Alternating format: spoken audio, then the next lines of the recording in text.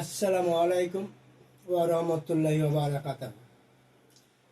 আমি মুনমুন আয়ুর্বেদিক ঔষধালয়ের পক্ষ হইতে কবিরাজ আক্তার হোসেন আপনাদেরকে যে ঔষধের উপহার দিতে চলেছি সেটি হচ্ছে, কারো যদি বাচ্চা হওয়ার পর স্তনের দুধ কম হয়, বাচ্চা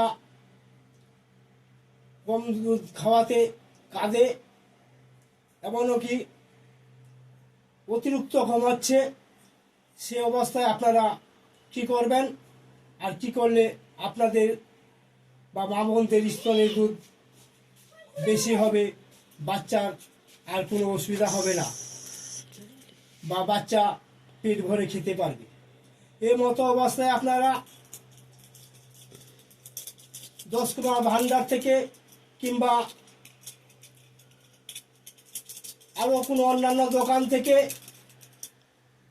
ভুঁই কুমড়া কিনে আনবেন। ভুঁই কুমড়া এনে তাকে ভালোভাবে সূক্ষ্ম করে পাউডার তৈরি করবেন, আর সেই পাউডারটা 1 চামচ নেবেন, আর আধ পোয়ার মতো বা 1 পোয়ার মতো গরুর দুধ নেবেন।